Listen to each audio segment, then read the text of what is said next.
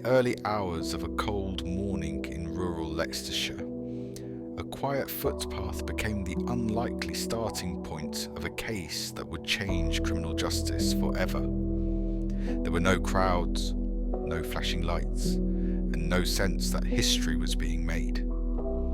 Just mist hanging low over hedgerows, damp earth underfoot, and the familiar stillness of an English village still asleep. This was a place people trusted, a place where routines were followed, where shortcuts were taken without a second thought, and where danger was something that happened elsewhere, to other people. Nothing about that footpath suggested it would become the focus of one of the most important criminal investigations of the 20th century. At the time, no one could have known that 2 young lives would be lost here, or that their deaths would expose serious flaws in the justice system. No one could have imagined that the answers police were searching for did not yet exist, and that the science needed to identify a killer had not even entered everyday policing. For years, investigators would chase suspects, follow leads, and come dangerously close to convicting the wrong person. A man who appeared guilty would confess, while the real killer remained hidden, living an ordinary life among ordinary people. This is not just a story of murder. It is a story of how justice almost failed completely, and how a revolutionary new form of evidence changed policing forever. The man at the centre of that story was Colin Pitchfork.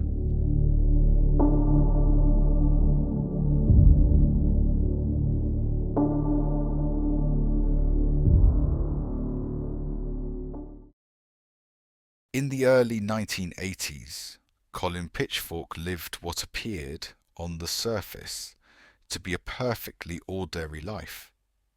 He worked as a baker, starting his shifts long before dawn while most of the village slept, returning home as others were just beginning their day. He was married, had young children, and lived in a quiet Leicestershire community where people tended to mind their own business. To neighbours and colleagues, Pitchfork was unremarkable. He was not outspoken, not aggressive, and not the sort of man who drew attention to himself. He blended into the background of daily life, passing unnoticed in shops, on streets, and at work. In a community where familiarity bred trust, that anonymity was powerful. Behind this appearance of normality, however, was a pattern of behaviour that had been developing for years. Pitchfork later admitted that from his teenage years he had repeatedly exposed himself to women and girls. These incidents were not isolated mistakes or moments of poor judgment. They were part of a compulsive cycle that escalated gradually, hidden behind the routines of work and family life.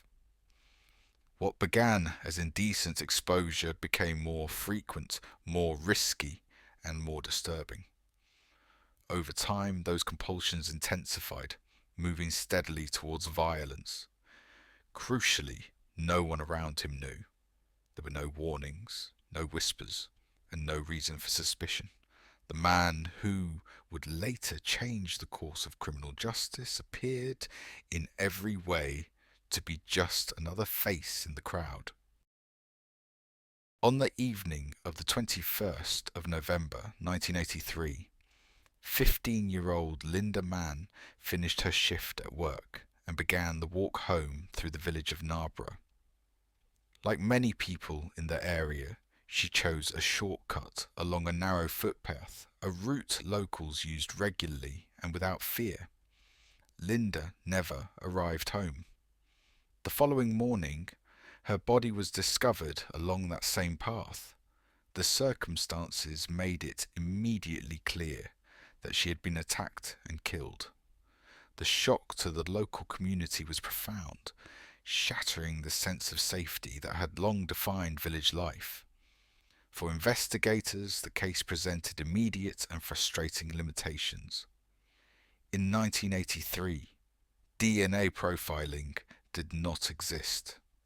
Forensic science could offer only basic information. Police were able to identify certain biological characteristics linked to the attacker. But those traits were shared by thousands of men. There were no witnesses, no usable fingerprints, no clear suspect. Despite extensive inquiries and house-to-house questioning, the investigation slowly lost momentum. Weeks turned into months, and leads dried up. Eventually, the case went cold. The murder of Lynda Mann remained unsolved, and the man responsible returned quietly to his everyday life, carrying on as if nothing had happened. For Colin Pitchfork, the murder of Lynda Mann did not bring an end to his behaviour. If anything, it emboldened him. As time passed and public attention faded, the fear that once gripped the community softened into memory.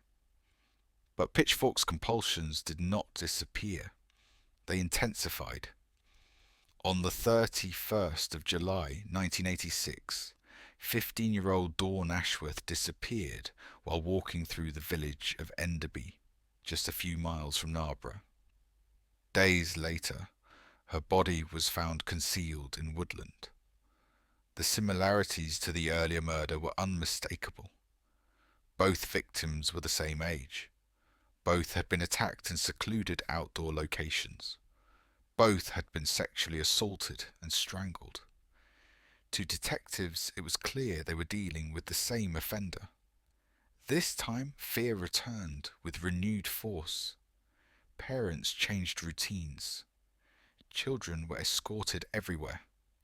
Villages that once felt safe now felt exposed. There was a growing sense that a predator was still at large, and that time was running out. Police were now certain they were hunting a serial offender. What they did not yet know was how close they were to making a devastating mistake.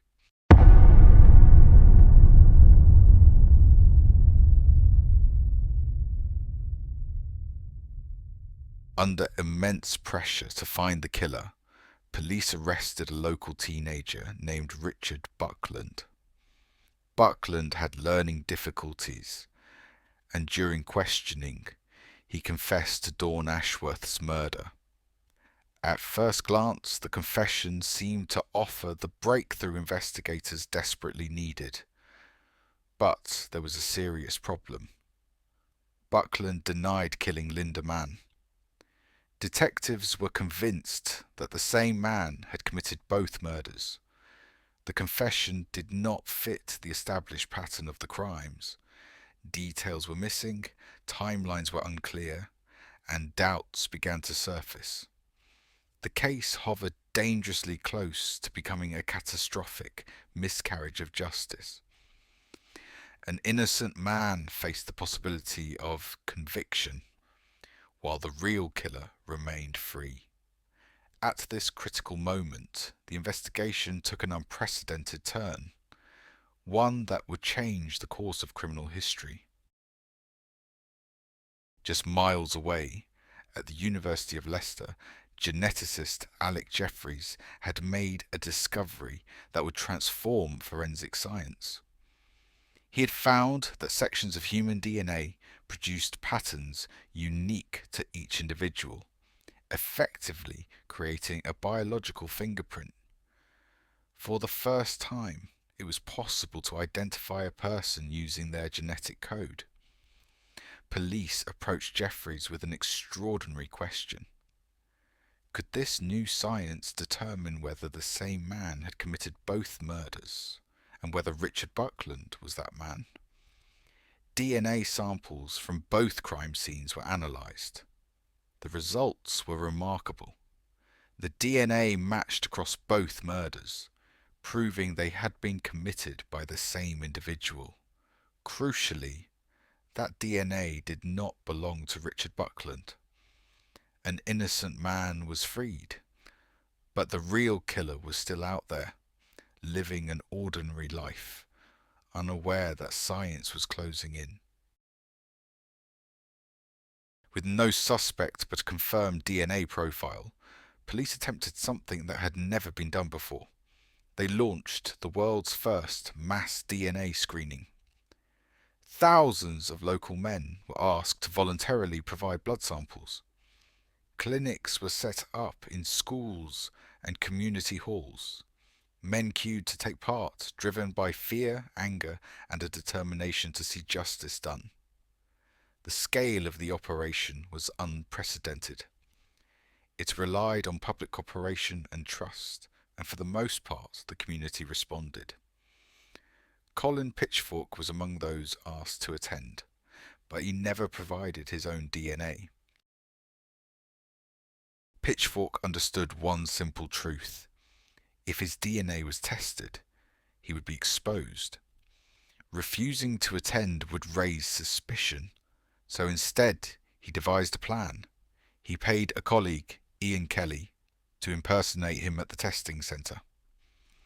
Using false identification, Kelly provided a blood sample under Pitchfork's name. On paper, Colin Pitchfork had been tested and cleared.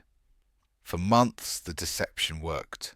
The DNA dragnet came to an end with no match, and the investigation once again appeared to have stalled. But Pitchfork's confidence would prove to be his undoing. In a Leicester pub, Kelly boasted about what he had done. Someone listening recognised the seriousness of what they were hearing and contacted the police.